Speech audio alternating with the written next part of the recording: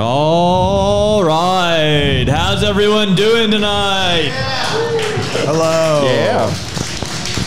Hey, God, I still had to record. Keep stalling, Evan. Keep stalling.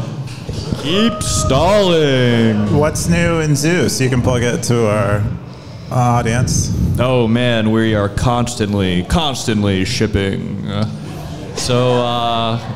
Yeah, we've got a lot of people testing our new major release, 0.9, and it's like chock full of features. How do you get testers for a mobile app? You got to go through the walled garden of Apple and publish through test flight, so disaster. But the Android guys usually are just like manually loading the APK binaries onto their phones, or they use something like Unobtainium to pull from our GitHub. The hardcore guys. Yeah. But no, I mean, our testers are invaluable to us. You know, they find bugs that we don't catch. They give us feedback. We like to just listen to their problems, and, you know, it makes the product better. Really drives development. But yeah, 0.9 beta. It's been opened up for a while. We had it for our closed community sponsors for like a month. Opened it up like a week or two ago. And yeah, it's chock-loaded. It's full of stuff. We got a new LSP service. It's based on the LSPS1 spec group, so you could get channels in advance instead of having to get them just in time. So they're a little bit cheaper, but you got to wait for them on chain to confirm, right? We've got a lot of optimizations to how the node in the phone works and how it connects to like the Neutrino clients that give you the block data privately. And my favorite thing, which is like something I've been wanting to put into Zeus for like 5 years ago, it just wasn't ready, is hardware wallet support. So you can import a hardware wallet like a cold card queue, a seed signer, a foundation passport, a Crux wallet. There's like a really long list. Anything that basically has PSBT signing, QR codes, and you could go back and forth. You can basically open up Lightning channels or close them to and from your cold storage, your hardware wallet. As well as do just regular on-chain transactions. Mm-hmm. And then we've coupled that with like batching. So you're like, oh, okay, instead of doing, you know, one transaction per channel I want to open, like I'm gonna do like 10 channels in one transaction. So like together, like you really get some awesome efficiencies, right? So like previously, like you'd have a hardware wallet and you'd have to like send it to your Lightning wallet's on-chain address first. So that's one transaction, and then a second one to open the channel.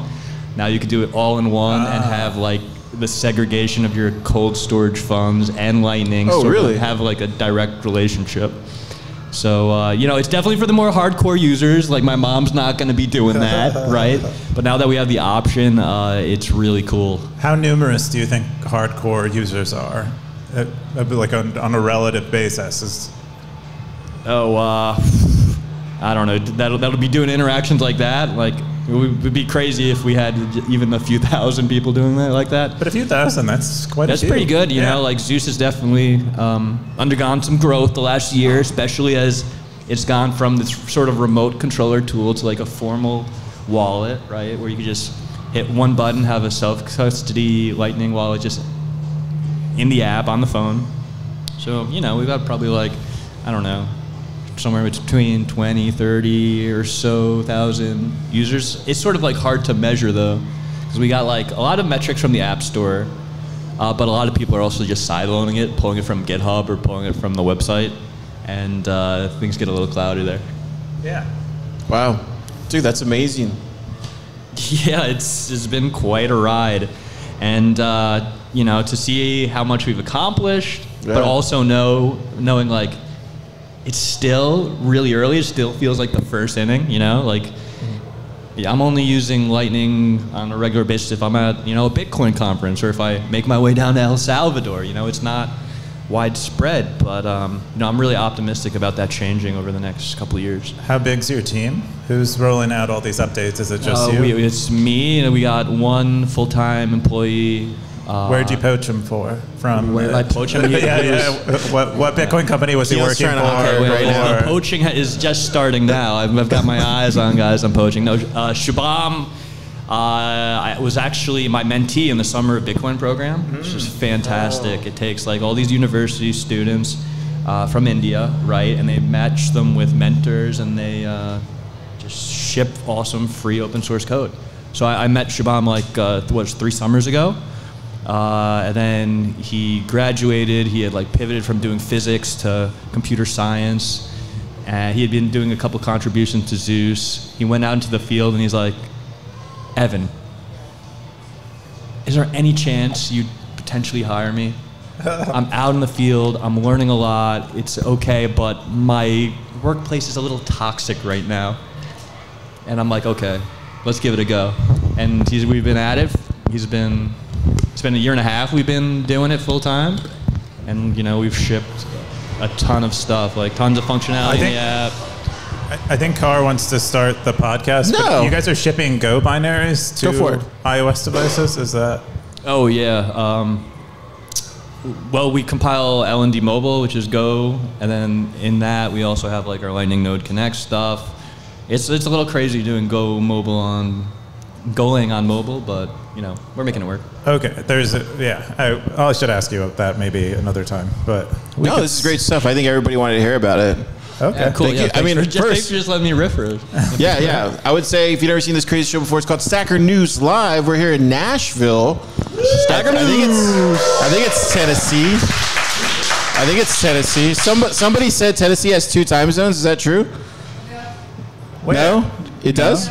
It does have 2 time zones. Confirmed. Teresa confirmed. That's why I showed up late. One is on the is like the East Coast time zone.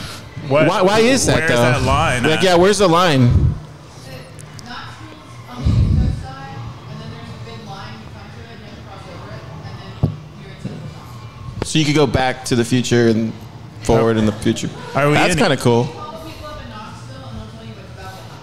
Oh wow, that's awesome. Nice. Wow. Well, if you've never seen this crazy show before, we cover the top 5 stories on Stacker News Live. It's the or Stacker News. It's the front page of Bitcoin.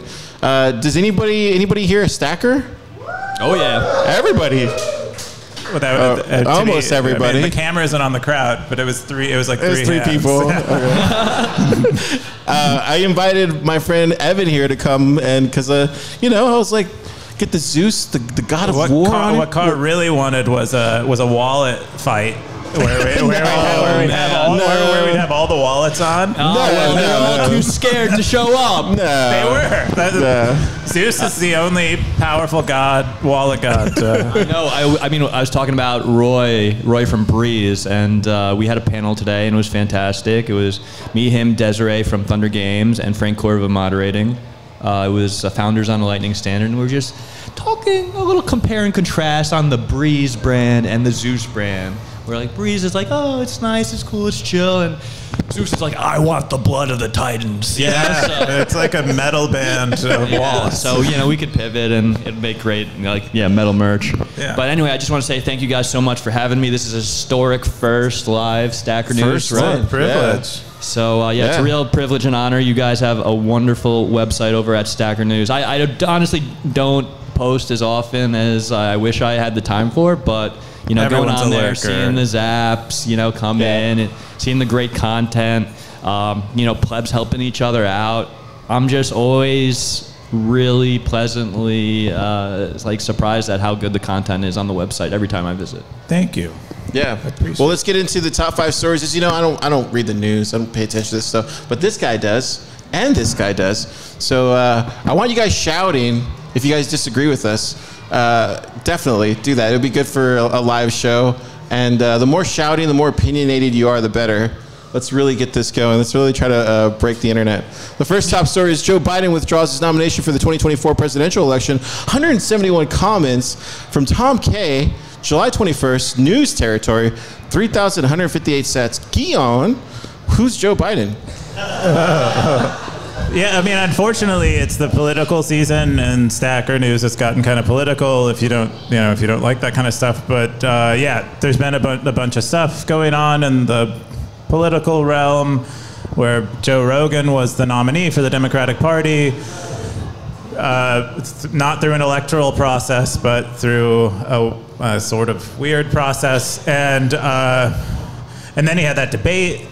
Maybe you guys watched it or heard about it or saw it on Twitter or something, and that didn't go so well, and people started assuming Joe maybe wasn't having age-related decline, And yeah, then there was like then all of a sudden there was everyone appeared to be surprised that he had that age-related decline, and then he. So what's this letter? Like, what's this letter about? I don't even know. Oh, this was weird. This was really. Oh, there's so many cool things. I don't know how. Like, I don't want to get too far into this because I'm like, I kind of like reading. I kind of like trying to think about what's behind. Like, is Joe like? Because like the social media stuff is like Joe Biden's dead.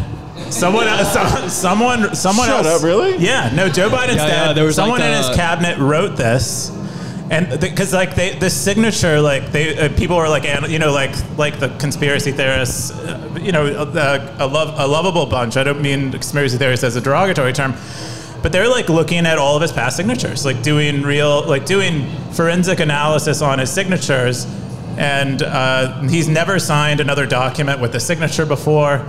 And so they're like, who signed somebody that did document? like the signature science on it or something? Yeah, and then he wasn't publicly seen for like 4 or 5 days after this. Evan, what's going on? I know you know the I got the president. inside line, let me tell you. Yeah, it's just a lot of craziness. You could go into the minutia of it, from the letterhead not being there fully, the signature, him not announcing on video, like addressing the nation, just putting this out on Twitter of all places too, without, you know, a blog post of the White House, which is also crazy too. Sheesh, what else? Kamala the next day saying, oh yeah, Joe's giving me the announcement, and she just comes in on the phone and she's saying, oh Joe, are you still there on the on the call? So like they're messing with us a little bit. They're having some fun. Do you think there's anybody running America right now? No, seriously, like honestly though, like do you think there's somebody actually running America right now? The Sand People? The people from Dune. Yeah. Dune, okay. Oh boy, are we going down that route? That guy in the gel, man.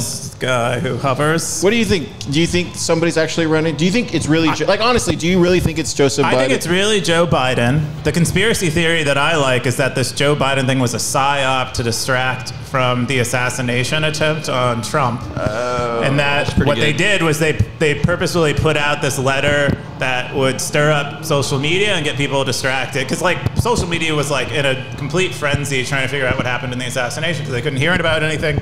And then this comes out and everyone's like, Joe Biden's dead.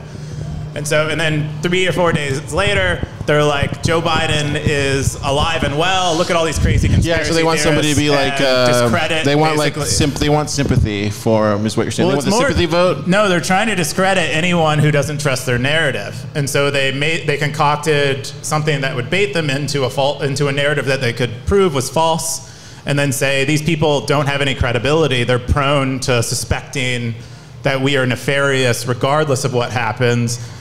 And therefore, anything they say about the assassination attempt should be viewed with the skepticism. Anyway, I like that theory. Classic it's just theories, but it's fun. So have so much this fun. was It is fun. That's the problem with politics. It's a big distraction, It is. right? But it's just so much fun to speculate. Like, we'll never know. We'll never know what happened behind the assassination or this thing.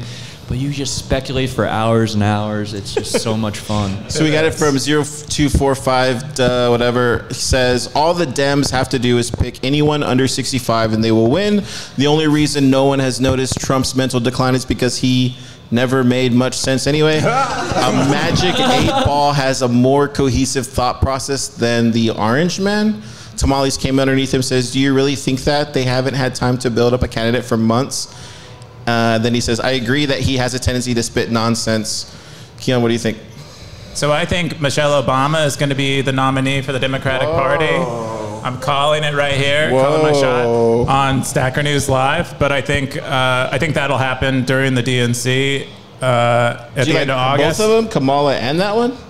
No, Michelle? I think Kamala's a fake candidate, and I think Michelle Obama will come in because the polling shows that she has a real chance at winning, and people like her a lot. And why wouldn't they do that? And they'd wait until the end of August when the DNC is, and then they would announce her as the candidate, and then you only have like 2 months to really try to build negative sentiment towards her, which would be really hard because she's just done such a good. She's really likable. What do you think, Evan? What do you think's gonna happen? I think at this point there's just so much uncertainty and unlikeliness that Kamala on a ticket would win that I think if she really wanted it, people would get behind a Michelle Obama ticket, and then I think paired with someone like Gavin Newsom, maybe they would do really, really well and get a lot of people to the polls. But I'm not sure she wants it. I don't know. I think it's complicated. Anybody She's already got it really good, right? Anybody out there have an opinion on what's gonna happen? Biden did give an address this week from the Oval Office. Yeah. So he's still alive. Oh, if you believe that video is real. If you zoom in on the background behind him, there's waviness in the. Is that a green screen, Logan, or no? Yeah, what is it? Is it Logan said it's not a green screen. His face is kind of sagging on one side. Is that his real face? Is that his face? Is it Jim Carrey pretending to be Jim Biden? Jim Carrey does a great Joe Biden. Right, well, that was the top story of the week. Everybody wanted to talk. It's crazy though that all the stackers, as soon as like the political season hit, like all they want to do is talk about politics. Isn't that interesting? Because Stacker News wasn't around in 2020, right? For the first? No. So this would be the first time we ever like seen a presidential election on Stacker News. Yeah, hopefully it's over soon because it does consume us all. It's all you see now. It is a lot of it. I mean, I think on the front page right now there isn't much of it, but it's interesting to see. 171 comments. But it's the week of the Bitcoin National Convention, and we're having our party assemble here in Nashville. There's bound to be some trickled stuff. I think we might get a couple posts on the website tomorrow evening, potentially after. Would you take if like Trump or one of these other candidates reached out to you and said, "Hey, we want you to be our national wallet," like Chivo or something? Well, I mean, if Trump's going to pick a wallet, it's going to be something made in America. Evan, if he came up to you, he's like, "Hey, man, I want you to be the Chivo for America." Like, would you do that, or would you be like? Oh my God! You know how much assurances I would need in writing for that to happen? But I don't know. It'd be tempting. But if he makes you like national wallet, you're the Bitcoin czar. Yeah, national but then wallet. When things go awry and the really bad things I don't want to happen start happening, and Chief I think of I'm Bitcoin associated, wallets or then something like a CBW. What if you get like a really good title though? Like a CBW, Chief Bitcoin Wallet. I don't want anything official. Like if Barron Trump wants to like pull out a Zeus wallet at a party, maybe like I'll just sell it for that. I don't want Eric or Donald Jr. Please. Okay, that's good. Well, at least we know that you'll turn him down. Oh yeah, I mean. There you go. What? I'm not already? All right. The next top story is punishment is a public good. This is from Undisciplined, July 23rd. Economy territory. 129 comments. 103,000 sats. Really? What's this, Keyan? Yeah. So Undisciplined was in a thread, and we were talking about punishments specifically on Stacker News because there were a few people who started up. Well, the origin is like Meta, but the few people who started up territories where they had one sat posting fees, and so they were getting a lot of content added to them that people didn't really like. That was kind of Darth Coin calls it ass milking, where they're like trying to earn, they're milking sats out of the ass of Stacker News is what I think he means. Stacker News has an asshole? Other people call it sat fishing. If you're more PC than Darth Coin is, which everyone on Earth is, and anyway, we're talking about punishment and how punishment, the incentive, like one of the things I'm super obsessed with is how Bitcoin can cause us to be more coordinated in scenarios where money isn't available. And so that's what Stacker News is like an experiment on that. And so Undisciplined, who's a trained economist, shared his perspective on punishment in public good systems and in public good systems, Stacker News is a commons, but punishment is a public good, is what this post is describing, and that it's something that everyone else benefits from when you punish, but to the same degree that you do, yet you incur abnormal levels of cost that they don't. And so that's basically what makes it a public good. So why would anyone punish if those are the circumstances? If I punish, I am paying an exorbitant price, but I get the same benefit of everyone who doesn't. Why would they do it? That's basically the concept. And so what can you do to do that? You reward someone for punishing, and that's the kind of conversation that we got into. Evan, what do you think? Is there punishment in these types of value for value ecosystems? Is that what he's basically talking about, undisciplined? Well, it's a loaded one, right? Like, what's the setup? Is there a central authority? Are you in an explicit contract with someone else? What's the relationship in these systems? Well, you have a contract that you have something you're trying to share with other people. That's the setup. Like a fishery is like an example of a commons. You have a fishery, and if someone comes in and they overfish it, what do you do about them? Do you just let them do it? Do you let them steal all the fish and then no other fishermen can feed their families? You end up establishing some kind of contract between them, but how do you punish the fisherman who comes in and overfishes is kind of the idea. And what he's saying is the person who punishes him, people are discouraged from doing that because they're going to pay a large cost and they're going to benefit the same as everyone else who isn't paying the cost. But does that sort of like gatekeep, though, I feel like? Even if you do try to stop people from gaming the system at a certain point? Well, I mean, so you should think, so do we not want oceans to be shared? The fact is, like unless we want oceans to be private property, which is debatable, you end up with us trying to share them, and that creates a bunch of these problems. I just have such a problem with this analogy where we're like talking about, you know, physical space, oceans, fish, physical goods, and we're talking about something more abstract, like in terms of a creator economy and our attention spans, which is also is limited, but you know, there's more abundance if you divert more time to it. Yeah, I mean, isn't it incentive enough for if people stop zapping you because you're overdoing it? Right? Like there's a sweet point to it? Not if you have a global feed. Not if you have a feed that's pulling in posts from everyone and they are the only person you see in that feed because they are overwhelming. Yeah, but are people going to use the global feed? Because I've seen what you guys are posting on there. That's disgusting. I'm not using that anymore. And I don't think my mom is going to use the global feed either, so... Stacker News is purely a global feed where it's attempting to make a healthy global feed. And so this is one of the problems you encounter in a global feed. We're building an ocean. And that's the value is people like oceans. But managing them is really hard. I think it's one of those things where you kind of just have to let it happen and then try to nudgily steer it in the direction that you want it to go. But I think the right answer here is like don't touch it. I mean, you and EK have the authority to like fix things on the outside. Yeah, like that's a great. I'm like really curious. Like, do you guys ever have to moderate content that's also like it's receiving a lot of zaps? It's well received by at least a chunk of the community, but you have to just put the kibosh on it because it's, you know, illicit. No, usually we don't moderate at all. We do. All of us have the power to down zap, but I will down zap bad content, and so do many other stackers. But usually things that people are willing to give sats for are not things that really anyone else is willing to down zap usually. Yeah. And the other thing is our zaps are, when someone zaps, it's usually not a Sybil zap because we take a fee out of the zap, which is a little bit of Sybil resistance against a fake zap. Right. Yeah, we have Item Single. He says, let's punish the spammers and the bots only. Don't ever punish good and related content. Undisciplined says, I'd hope people behave that way, but you can't count on people doing anything other than the following the incentives. What do y'all think in the audience? Do you think there's a way to stop ass milking, I think is what he said? The territory owners, yeah, owners.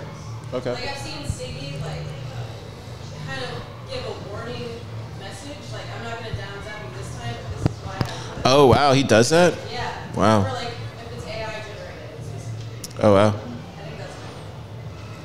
Yeah, I mean, these are like the problems I'm really interested in Bitcoin solving. Is like, if oceans and fisheries had Bitcoin available in a way that internet applications can, is that a solvable problem all of a sudden? We have two questions. Yeah. Is down zap Reputation system is another layer, but we do have a reputation system on top of downsaps already. And so in the one sat territory, the ass milking, the territory founder is able to say what the ass milking cost is. They set the floor on ass milking. So should we get like maybe Jim back there can we get the floor to the ass milking? Like, what's the measurement on that? And can we do the math? Why would Jim know? Does he look like he's been on an ass milking floor? Like what? Well, because we were watching Silicon Valley at the Pleb B&B, and he played that Silicon Valley. Good show. Yeah, D2S. Yeah, G, you had a question?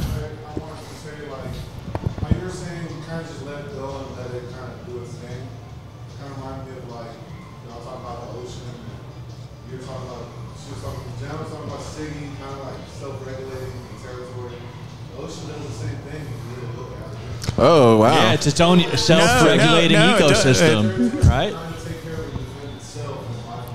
Well, so maybe we need global warming on Stacker News. It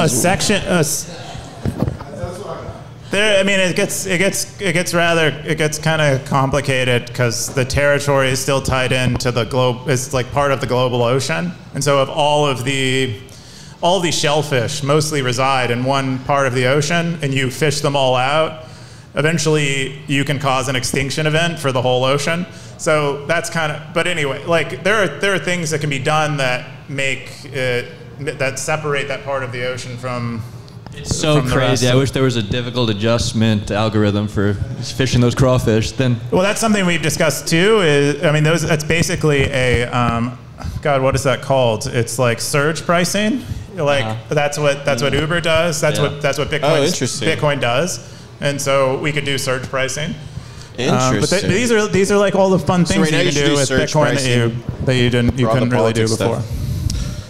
Cool. The next top story is Stackers Predict, August 2024. This is from It's Tomaket news territory. 125 comments, 7,144 sats. What does he want in a forecast? What is this? Well, he wants stackers to forecast anything for 2024, and they do. We have some things in here. People are making a lot of political predictions. I have mine, which is that Michelle Obama is going to be the real Democratic nominee. There's a big when is the cyber attack. convention? End of August. Okay. Yeah, so it looks like it's just a bunch of predictions by the Stackers.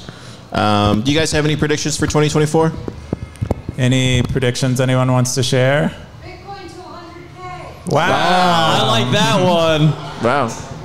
That's a good one. Bitcoin to 100K is one prediction we have. I think Biden will probably die. Oh Lord. We have a more, yeah. You got anything, Evan, for 2024? For 2024, ooh, that's hard to say. I could do 2025 predictions. Yeah, do it. All right, I think the New York Knicks are going to win a championship for the first time since 1973. Let's go, baby. Let's go. Yeah, I don't know. We'll see. I think we're gonna, barring assassination, I think Donald Trump's probably gonna get elected. I hope he announces some good stuff for us. It sounds like we're gonna get a national Bitcoin reserve or some intentions for that announced tomorrow. Although I would rather the capital gains get wiped away. Yeah. Usher in a new era of prosperity for getting zaps on Stacker News. No tax on tips. That's pretty good. No tax on zaps. Does that apply? That's got to apply, right? Yeah. We'll make a case for it if not. It depends. We really need like a Noster and Stacker News advocate in the Trump team's ear, so we'll figure that out. We have someone who works on the Hill on Stacker News regularly, but they haven't doxed their political affiliation or how that in what capacity. So you're gonna get a stacker inside the White House, is what you're saying? We might. It might be Trump. It might be Q. Who knows? Oh God, that's crazy. Oh God. The next top story is introducing Proton Wallet, a safer way to hold Bitcoin. This is from Pleb 1, July 24th, Bitcoin territory. 48 comments, 3,012 sats. Keyan, what is this? Yeah, so this is pretty crazy. So it turns out Proton, the developers of Proton are super based, and they basically created a non-custodial Bitcoin wallet that allows you to send and receive, or basically send money to a Proton Mail user to their non-custodial wallet. There are a bunch of reasons to criticize some of the decisions they made here, but I think it's really important because they serve a non-Bitcoiner user base and are making a pretty significant statement and are very pro-Bitcoin. I really enjoyed their blog post that was shared here, where they describe why they got into Bitcoin, which is very similar to the Canadian trucker scenario, where they were shut down by PayPal and then ended up looking for alternatives and finding Bitcoin and realizing how significant it was for them, and now all their customers. I actually think this is the biggest news of the week, if I'm being completely honest. I think this is like the biggest news. It's massive. And this has been ruminating a while. Like, I don't want to say who, but there's some very excellent Bitcoiners that have been interfacing with them and giving them, sort of guidance as what direction to go. So I know there's a lot of columns about the security model, but listen, this is not supposed to be your wallet where you have your savings, anything significant. This is like a great first wallet, right? So everyone crying about, oh, it's not perfect, can relax a little bit. And it's the first iteration too, right? What's your take on it, Evan? On-chain wallet. What's your take on it? Because I want to try it out. Does anyone want to send me a couple Bitcoin to my Proton Mail? Well, has it rolled out to everyone? Because honestly, in the whirlwind of this week and getting ready for Nashville, I haven't had the opportunity to try it. I am a Proton Mail customer, and I've really enjoyed the service over the last couple of years. And I'm just bullish on it. It's not going to be perfect day one. Do you see it as competition or no? Oh, no. They can't hold a candle to us, but no. Like I said, it's like a great intro wallet, right? So like you're like, okay, I have this email address, and wait, it's a Bitcoin wallet already. So let people, try it out, get their first few sats. So it's better than Coinbase, is what we're saying? Oh man, what's not better than Coinbase? Jeez. So let's see. I mean, there's probably still some UX issues with conflating emails and Lightning addresses, and that's not easy. So, where's Andre? We got to scold him about that. That was a bad decision. Yeah. I think this is my take on it, and like I said, I don't know anything, but I do think I don't want to mix my Bitcoin wallet with my mail, if that makes any sense. Like that's where I kind of fall in. Where right. You don't want someone to have your communications and then link it to your payments. I already pay them for Proton and stuff like that. I don't need them to do a wallet too. So this actually makes me want to use Proton less, and I don't know why that's in my head. So that's kind of my take on it. I do think you're right. I do think it's like good for everybody, and like anybody that signs up for a Proton account, like it's great. You can send them a Bitcoin, but that was my initial first reaction, was like, crap. Now I got to switch mail providers. As long as they don't degrade the quality or they focus less on the mail product. But they've done such a good job with it, and like added stuff alongside it. Like the calendar's good, the drive's good. They have collaborative notes. You don't have to use Google Docs anymore. Now it's all encrypted. Yeah. What do you think about? I'm just been really impressed, and I know the Bitcoin wallet is a hard thing to ship. And it's going to take some time for it to really shine, right? Like like Lightning is on the GitHub repo, but they haven't shipped that yet. It's only on-chain receiving. So give it some time, and I think there's the possibility to, onboard a lot of people that are just Bitcoin curious. They're like, oh, now I could accept it. Bam. Yeah. What's your take on it, Keyan? Oh, I mean, I think you're right. I mean, a lot of these web services, especially if you're paying with a credit card on a recurring basis, you're more or less KYC'd into them, and so if all of your receive addresses are wait, can I pay for my subscription with Bitcoin now? I mean, that should be on the pike, but I think there's even like legislation that's come out recently that's trying to say that all SaaS companies need to KYC their users. So it's a bit, if they start using silent addresses or something like that, I think there'll be no linkage, which will be nice. Yeah, I think it's overall a good thing. But I don't think it's a good thing for people that are like using Proton or like who care about privacy. That's what I would say. But I'm definitely like one of probably like 100 people that probably feel that way. I don't know. I think anything that's bringing more Bitcoin to traditional web services is good. Even if the first iteration is criticizable, I think I'm optimistic. I think this is the way things are going to go. Yeah. That's my prediction. What do y'all say out there? Anything? Did anyone sign up for it yet? Do y'all want us? Yeah, go ahead. Yeah, it's like if you're maxed out, you're paying them already like $200 a month, then you get access already. Anybody going to sign up for Proton Mail, if you're listening, I'm a customer. I don't pay that much, but I'll try it out. Anybody going to sign up for Proton because of this now, or no? Studa too, but okay, a little different in the product. Okay, cool. The next top story is StatechainJS. This is the final top story. Fast and free Bitcoin transactions like ecash, but a bit safer. From Super Testnet, July 23rd, Bitcoin territory, 20 comments, 13,000 sats.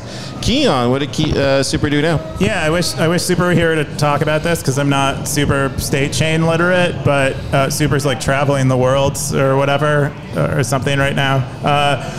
But basically, he rewrote a state chain. Mercury Wallet is like the big state chain proponent, but he rewrote one in JavaScript, and I think a lot of people in the community feel like state chain got completely passed over when we all started talking about ecash as a scaling technology. And Super was huge into state chain before, and so he's trying to learn more about it and repackage it, maybe present it to new people. But more like ecash, it scales off chain, except you actually have unilateral withdrawals. It makes slightly different trust assumptions than ecash does, but most people, I think, would argue, if they're thinking about it from first principles, would say the trust assumptions are better and not worse. There is less. I think you are trusting privacy is the main thing. You're trusting privacy, but you're not trusting custody as much. And you could still get rugged. You could still get rugged. If it's an intentional rugging. Yes. I think it's like a premeditated rugging. Yeah. Like if your state chain provider gets hit by a meteorite, for example, God forbid, you can still get your funds back, which is nice. Is Zeus going to send down a meteorite? Sure. No, I wouldn't do that. Well, not me personally. But So I got a lot of ways I could take this, but first, like Evan, you implemented Zap Locker in Zeus, and I know you got a lot of heat for that, or maybe you did it. I don't know. Just depends who you talk to. But do you think this is something that you would look at to implement ecash on the Zeus wallet, or how do you you don't have to give any formal announcements right now, but just what's your lens on it right I'm now? always evaluating all these, layered scaling solutions in the community, and I think there's been just like such a resurgence of people trying new and different things, especially as we had the huge fee spikes because of the ordinal scam. It's interesting. It's interesting for sure. I'll say that. It is a little bit more appealing to me than something like ecash. I do ultimately think that Zeus is focused on self-custody first and foremost and trying to make the most optimal user experience around that. But I also do think that, some of the wallets, they're the best wallets of the future, will probably have this blend of trust for different amounts and let you graduate to full self-custody all in the app, under the hood.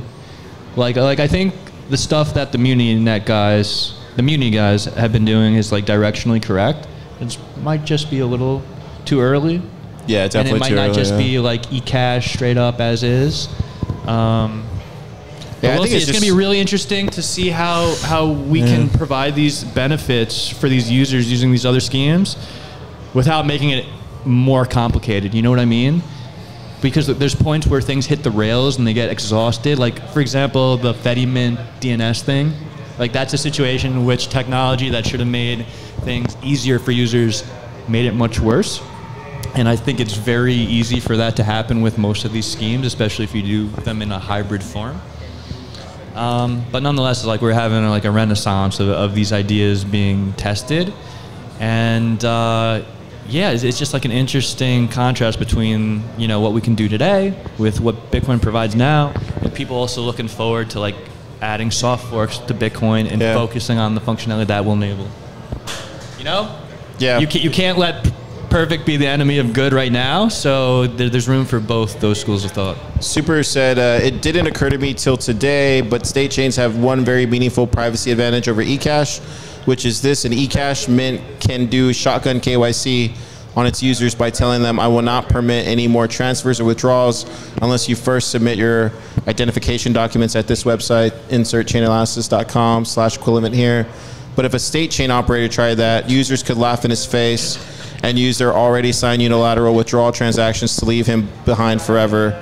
Protection from shotgun KYC. Is that true, Keyan? Yeah.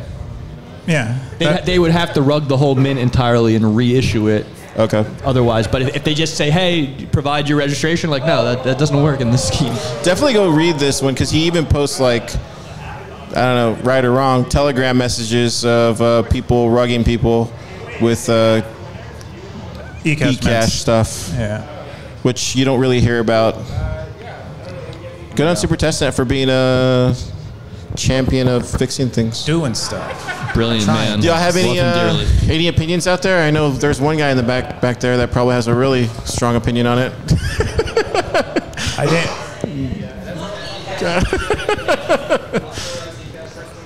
Oh, whoa. Did you say Nasser sucks? Wow. Nasser's pretty good. From the hackathon winner. Have you won yet? Did you win? No, it hasn't. Of course you did, because you hate ecash. You wait. They announced the winners and you didn't win? Oh, okay. Cool. Yeah, I don't know. Evan, you have any final thoughts on it? I mean, Don't fuck Noster. Come on, it's great. Follow me, evan@ZeusEllen.com. Evan at inpub1545. All right, that's all the top 5 stories of the week. We're going to jump into 2 quick little stories. First one is the Lightning Labs announces TapASS shitcoins on Mainnet. I'm reading off the script here. Lightning territory, null count, July 23rd, 37 comments, 2,260. Evan used to work at Lightning Labs. How's everything going with all this rollout? I know the Gentry's been talking a lot about it and stuff. Well, yeah, it's been a long time in the making. I believe they have been working on it for 2 years since they announced the initial idea. So congratulations to, everyone working very hard on it. It's a very big lift. Some brilliant minds over there had to work many, many, many hours to make it work. And, personally, I have some mixed feelings about it. On one hand, I'm very excited about the possibility of users potentially, being able to interact with different currencies and receive what they want while the sender is sending a different currency entirely. But I do have concerns about, prolonging the lifespan of these fiat currencies. I have concerns about the regulatory aspect of it. I don't want to become a money service business or money transmitter, which we think we'd have to become if we were to sell these channels to our users. And that's like a red line for us. Like, we never want to have to apply KYC to the users of our wallet. But I don't know, is there a situation, maybe we onboard merchants, they're already basically doxxed because they have brick and mortar stores. I don't know. But, it also might just be a moot point if Donald Trump announces that capital gains tax is removed tomorrow, because that's really the main thing that's holding people back. Like, it's better money. It doesn't melt like an ice cube in value. It's really just these other things the state has added, like the restrictions, the accounting, and the capital gains tax, that's holding people back from adopting it more widely. So we'll see what happens. Obviously, because we use LND for our embedded node and our stack is LND, it would probably be a really light lift for us to implement it. And we're definitely like taking a look at it and seeing what it can do. But it would take ecosystem buy-in. It would have to make sense for the business. We'd have to navigate the regulatory stuff. It's still sort of up in the air. So yeah, I really don't know. What's your opinion on whether it makes sense for Lightning Labs to do? Whether it makes sense for Lightning Labs to do? I mean, yeah. I mean, they're trying to they've raised, tens of millions of dollars. Their investors want to return. Something of that scale could potentially return it. But, I would hope at least, and I think at least if it were successful, would be like a rising tide rises all boats situation. And I think the volume of Lightning Network would be huge. And people that maybe weren't even touching Taproot assets would benefit by increased amount of users, increased amount of routing traffic and revenue. But we'll see. It's perilous territory to chart. But I commend them for at least trying something different. But we're having this talk after we talked about needing other layer 2s because most of the Bitcoin community has considered self-sovereign Bitcoin usage via Lightning not feasible. Is that and then we come out with, so this isn't competitive with Tron because Tron is basically a scaling solution off of Tether's layer 0, whatever, of their centralized issuance, and so this is competing with Tron. And can the Lightning Network compete with Tron? And if someone's willing to make the trade-off of trusting a central issuer, why would they choose Lightning to send the money around? Well, I mean, I think it's really going to depend on how intensive and how in practice the controls that work for the issuers of the currency, and how in effect like the redemption for these currencies from like let's say TapASS dollar to actual dollars in a US bank account, and how strict that is. But if you're thinking about it, whereas like instead of the dollar becoming a central bank digital currency, it becomes Bitcoinized, and we get the same properties of Bitcoin, and we could take it to Lightning, and once we do that, we get the same great privacy properties. Like, that's not so bad. Then all of a sudden, we're in the driver's seat, and it could empower a lot of people. But yeah, I think it depends how those controls. I don't know. I think the only thing that comes to mind when I first saw this, and I said this a year ago, Keyan, when we were in Miami, and we were recording Sacred News Live. Oh wait, so we have done a remote. We have done it on. We've talked about this before. Yeah. Come on, I would have said yes if I knew this. No, I mean no one was there. It was just me and him. So this is before. Okay, we got super pumped. What was I gonna say? The only thing that I said from the beginning is this just looks like to me that going to fall underneath the SEC's purview, and then that makes anybody that runs LND have to comply. And then before you know, we're off ramping our Lightning channels and everything with KYC and AML. Yeah, that would be a nightmare. Thank God it's bundled differently. That's what I see when I saw this last year. Yeah, but it's not bundled with LND though. You have to run Lightning terminal. Yeah, well, so we got that at least. Thank God. Well, that's what I'm wondering. Like, that's my biggest fear when I see this. Is like crap. Yeah, it would be awful if we had to go KYC Zeus users who just wanted Bitcoin channels. Yeah, if we have all these DeFi stuff start popping up now because of all this stuff, then it becomes like, oh crap, they're going to come regulate us. So. That's the only thing that I worry about, is just kind of seeing it play out, if it plays out the way they want to. Well, the main reason I asked you, Evan, is because I'm curious about your thoughts on self-custody, given that you work on one of the most popular wallets that people are using. So what do you, I mean, because I feel like there has been a bit of a, I don't know, like a narrative shift around self-custody. I'm still personally very bullish on self-custody because that's what I want for people. Yeah, of course. But I don't. Yeah, but I don't. But we also want people to be good people and have good values, and it's not necessarily the case that they have. I mean, like, what's the human nature? You know, people have faults. Some people, well, also some people aren't capable, right? Or some people aren't ready to take responsibility. Which is a huge thing in our society now too. Yeah. So as much as I am a champion of self-custody, and I think that any real Bitcoiner is going to go and do that and actually at least hold their own keys, we got to accept that there are people that are going to be interacting with Bitcoin and are not comfortable with holding it on. Like, surely there's been someone that you've talked to about Bitcoin that was curious and you wanted to guide them the right way, but you're like, I don't know if this guy is going to actually be capable. You got to send them to an ETF or something. But no, but I mean, but you still think self-custody is enough to sustain Zeus? Like the demand for self-custody will still be enough to sustain Zeus's business?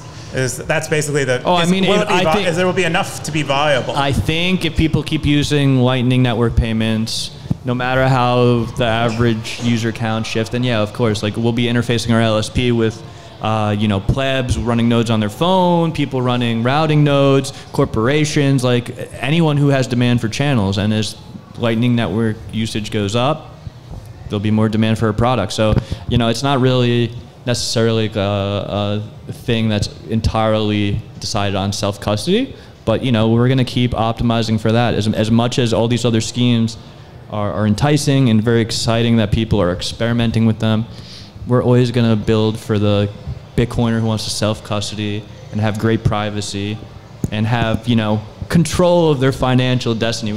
We want to make sure that we're working in their interest first and foremost. Yeah, good stuff, man.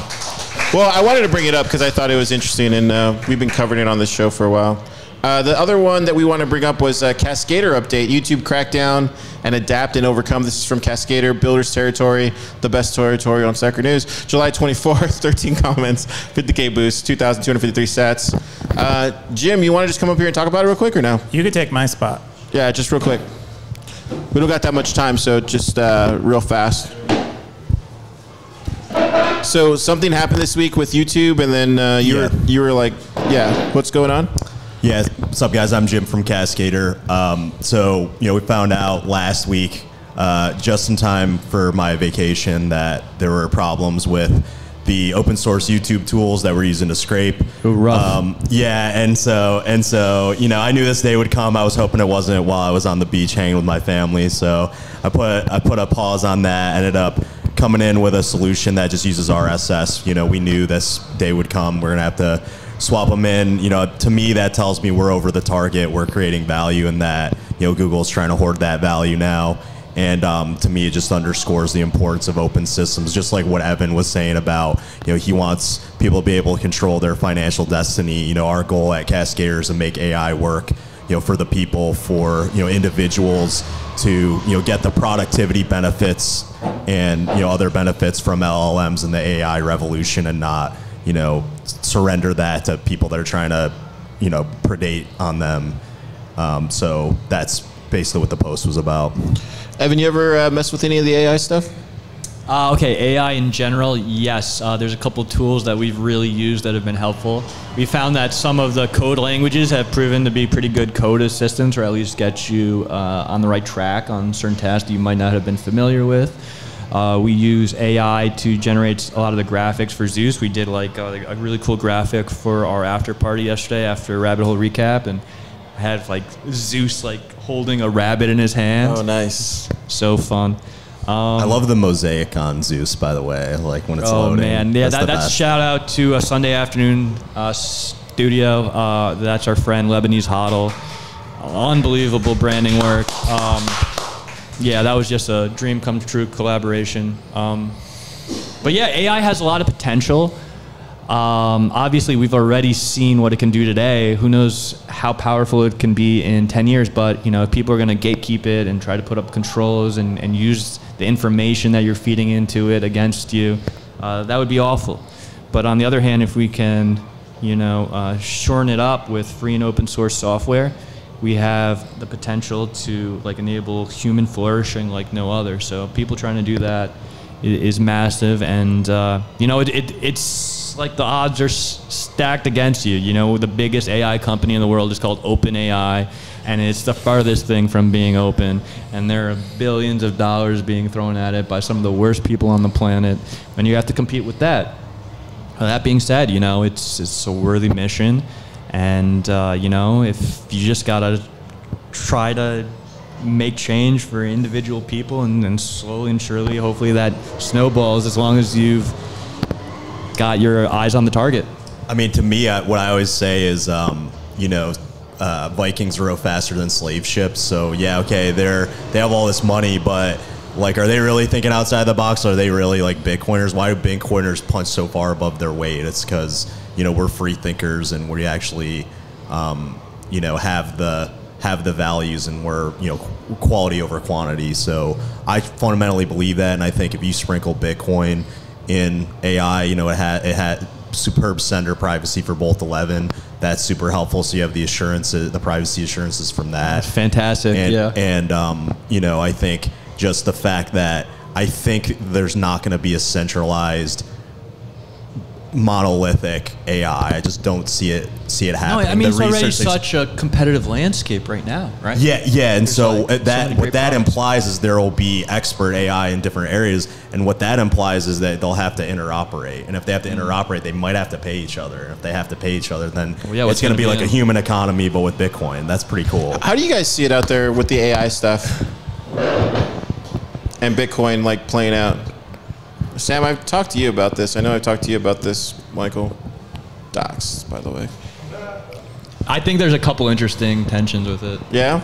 Yeah, it's like, number one, the micropayments are so conducive to doing individual queries, right? We could potentially like have peers that are like, reputation based and doing work for different things. Yeah. And it's good. But then, you also have the computation side where we're like, okay, computing hours are limited, and are people going to go and use that for AI, or are they going to use it to mine Bitcoin?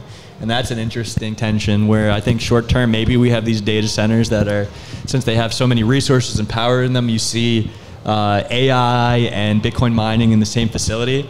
But then ultimately, I think Bitcoin mining wins out. So your AI has to be really good. They're levering up like hell. Like I think there's a possibility those crash and a lot of the AI applications go away, and then it's like, okay, cheap mining facilities. Let's be honest. There's a lot of competition right now, and there's like a huge over allocation in the space. Like in the U.S. economy, what's the biggest stock?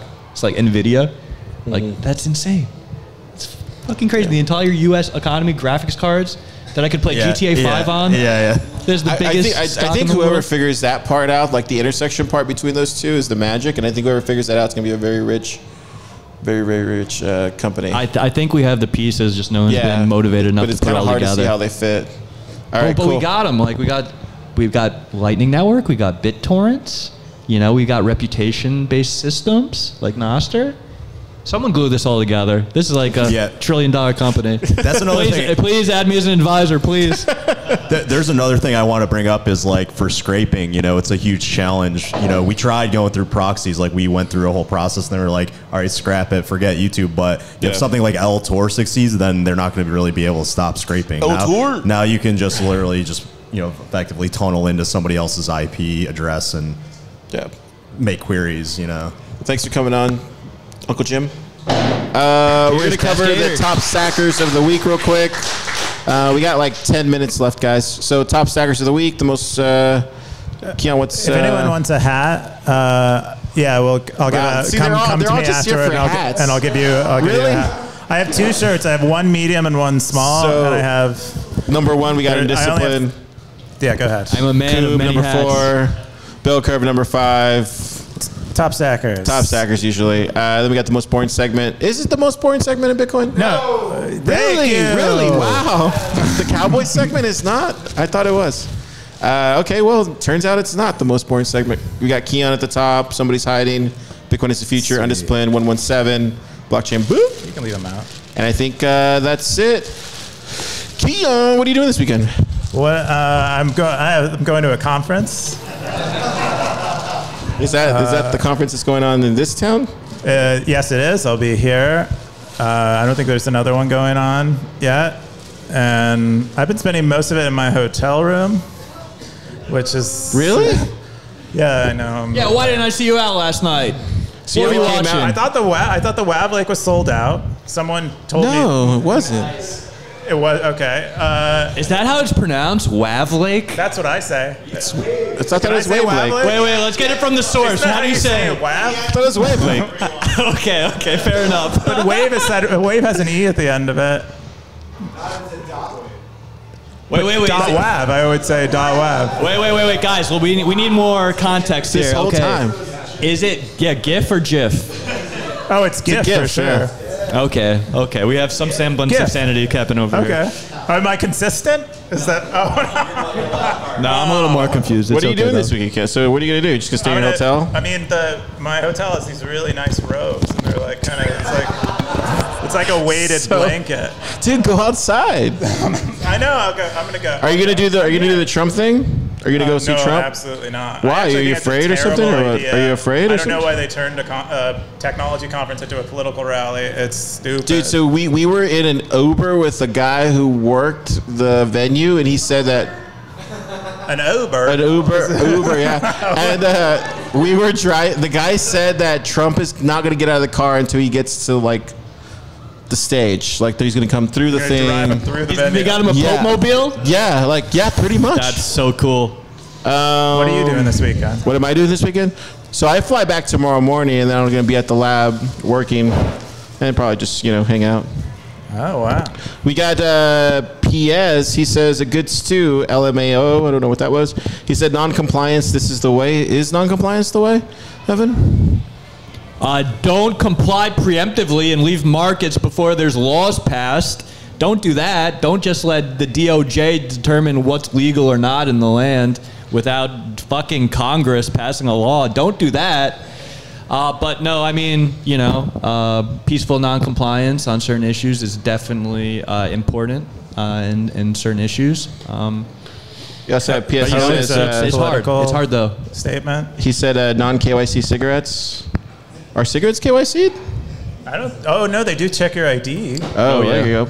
And then the last comment was from Vake. He says, ever since I started listening to Stacker News Live, I lost 25 pounds, got a job, and women say they no longer find me creepy. Wow, way Car to and go! Keyan, you changed my life. That's what I'm talking about. It's what we do. That's from Vake. I don't know. Is Vake in the room? I don't think Vake would announce that Vake is here. I don't see if anybody blinks. Because You can tell if people are sometimes Vake blinking. creeps me out, but sometimes he doesn't. Or her. Who knows? How much time we got left, Logan? All right, cool. Well, that's Stacker News Live. Thanks you. Thanks for coming up. Jeez. Get a hat. You guys have been amazing.